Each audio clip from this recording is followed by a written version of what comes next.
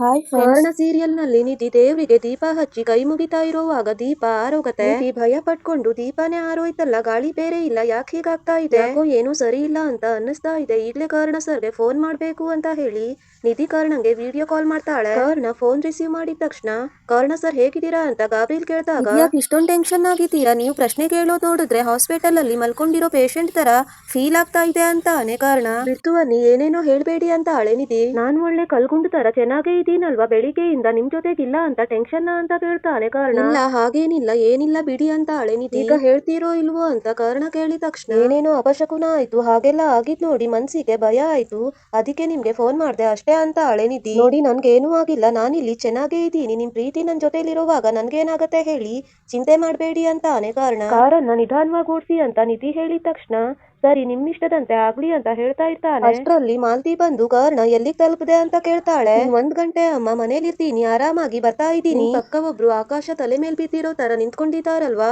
ಅವ್ರಿಗೆ ಹೇಳಿ ಏನು ಟೆನ್ಷನ್ ಮಾಡ್ಕೊಳ್ಳೋದು ಬೇಡ ಅಂತ ಹೇಳ್ತಾನೆ ನಿಧಿಗೆ ಕರ್ಣ. ಆಗ ಮಾಲ್ತಿ ನಿಧಿ ಹತ್ರ ಏನಾಯ್ತು ಅಂತ ಕೇಳ್ತಾಳೆ. ಏನೇನೋ ಅಪಶಕುನ ಆಯ್ತು ಅಮ್ಮ, ಅದಕ್ಕೆ ಸ್ವಲ್ಪ ಟೆನ್ಷನ್ ಆಯ್ತು ಅಂತ ಅಳೆ ನಿಧಿ. ಕರ್ಣ ಹೆಂಡತಿ ಅಂದ್ರೆ ಹೀಗಿರ್ಬೇಕು ನೋಡು, ನಿನ್ ಚಿಂತೆ ನಿನ್ಗಿಂತ ಜಾಸ್ತಿ ಇವಳಿಗೆ ಇದೆ ನೋಡು ಅಂತ ಅಳೆ ಮಾಲ್ತಿ. ಅಮ್ಮ ನನ್ ಡ್ರೈವಿಂಗ್ ಬಗ್ಗೆ ನಿಮಗ್ ಗೊತ್ತಿಲ್ವಾ ಅಂತ ಕರ್ಣ ಹೇಳಿದ ತಕ್ಷಣ, ಯಾವ್ದಕ್ಕೂ ನೀನು ಕಾರನ್ನ ನಿಧಾನವಾಗಿ ಓಡಿಸು ಗೊತ್ತಾಯ್ತಾ ಅಂತ ಮಾಲ್ತಿ ಹೇಳ್ತಾಳೆ.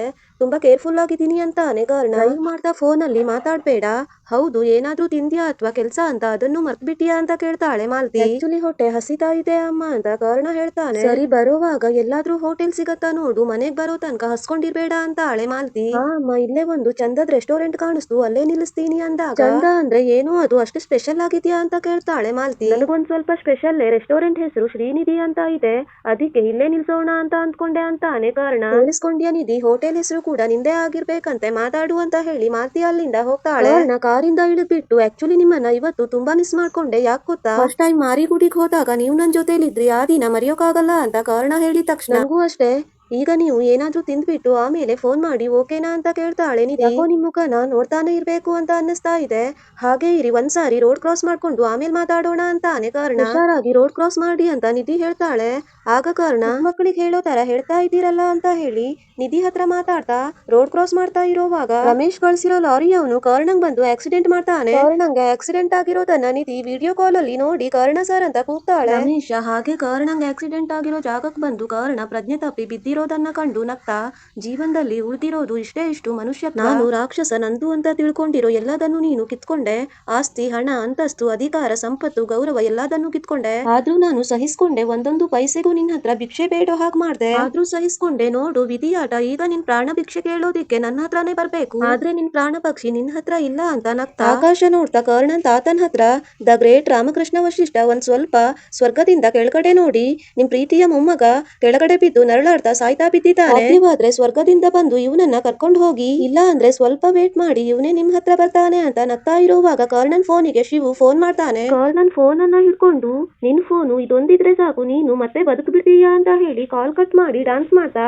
ಕಾರಲ್ಲಿ ಹೋಗ್ತಾ ಇರುವಾಗ ಮತ್ತೆ ಕರ್ಣನ್ ಫೋನಿಗೆ ಶಿವು ಫೋನ್ ಮಾಡ್ತಾನೆ. ರಮೇಶ ಫೋನ್ ರಿಸೀವ್ ಮಾಡಿದಾಗ ಆ ಕಡೆಯಿಂದ ಶಿವು, ಹಲೋ ಕರ್ಣ ಸರ್, ನೀವು ಸೀತಾ ಅವರನ್ನ ಹುಡ್ಕೊಂಡ್ ಬಂದಿದ್ರಲ್ಲ, ಅವ್ರ ಬಗ್ಗೆ ಒಂದು ಮುಖ್ಯವಾದ ವಿಷಯ ಗೊತ್ತಾಗಿದೆ, ಮಗ ಯಾರು ಅಂತ ಗೊತ್ತಾಗಿದೆ, ಇದು ಫೋನಲ್ಲೆಲ್ಲ ಬೇಡ, ಈಗ್ಲೇ ಇಲ್ಲಿ ಹೊರಟು ಬಂದ್ಬಿಡಿ ಅಂತ ಹೇಳ್ತಾನೆ ಶಿವು.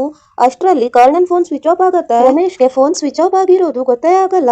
ಸೀತನ್ ಮಗ ಅಂದ್ರೆ ನನ್ ಮಗ, ಎಲ್ಲಿದ್ದಾನೆ ಅವನು, ಹೇಗಿದ್ದಾನೆ ಅವನು, ಅವರನ್ನೇ ಹೋಗಿ ವಿಚಾರಿಸ್ಬೇಕು, ಮೊಬೈಲ್ ಬೇರೆ ಸ್ವಿಚ್ ಆಫ್ ಆಯ್ತಲ್ಲ ಅಂತ ಹೇಳಿ ಶಿವು ಮನೆಗೆ ಹೋಗ್ತಾನೆ. ರಮೇಶ್ ಶಿವು ಮನೆಗೆ ಬಂದು, ಯಾರಿದ್ದೀರಾ ಮನೇಲಿ ಅಂತ ಕೇಳಿದಾಗ, ಸರ್ ನೀವು ಕರ್ಣ ಸರ್ ತಂದೆ ಅಲ್ವಾ, ನಮಸ್ಕಾರ ಅಂತಾನೆ ಶಿವು. ನಿಮ್ಮನ್ ಕಳಿಸಿದ್ರ ಅಂತ ಕೇಳ್ತಾನೆ ಶಿವು. ಹೌದು ಪರವಾಗಿಲ್ಲ ಹೇಳಿ ಅಂತಾನೆ ರಮೇಶ. ಸರಿ ನಿಮ್ ಹತ್ರನೇ ಹೇಳ್ತೀನಿ ಬಿಡಿ ಸರ್, ಈ ವಿಷಯನ ಕರ್ಣ ಸರ್ಗೆ ತಪ್ಪದೆ ಹೇಳ್ಬೇಕು ಅಂತಾನೆ ಶಿವು. ಇಷ್ಟು ದಿವಸ ಕರ್ಣ ಸರ್ ತಾವು ಅನಾಥ, ಅವ್ರ ಅಪ್ಪ ಅಮ್ಮ ಎಲ್ಲಿದ್ದಾರೆ ಹೇಗಿದ್ದಾರೋ ಅಂತ ನೊಂದ್ಕೊಳ್ತಾ ಇದ್ರು, ಆದ್ರೆ ಅವರು ಹುಡ್ಕೊಂಡ್ ಬಂದಿದ್ರಲ್ಲ ಸೀತಾ ಅವರು, ಬಹುಶಃ ಅವ್ರ ಪರಿಚಯ ನಿಮ್ಗೂ ಇರತ್ತೆ ಅಂತಾನೆ ಶಿವು. ಇದೆ ಮಾರಿಗುಡಿಲಿ ಒಂದೇ ಕಾಲೇಜಲ್ಲಿ ಓದ್ತಾ ಇದ್ವಿ, ಗೊತ್ತಿದೆ ಹೇಳಿ ಅಂತಾನೆ ರಮೇಶ್. ಆ ಸೀತಾ ಅವರು ನಮ್ ಕರ್ಣ ಸರ್ ಹೆತ್ತಮ್ಮ ಸರ್ ಅಂತಾನೆ ಶಿವು. ವಿಡಿಯೋ ನಿಮ್ಗೆ ಇಷ್ಟ ಆದ್ರೆ ಲೈಕ್ ಮಾಡಿ, ಶೇರ್ ಮಾಡಿ, ಕಮೆಂಟ್ ಮಾಡಿ.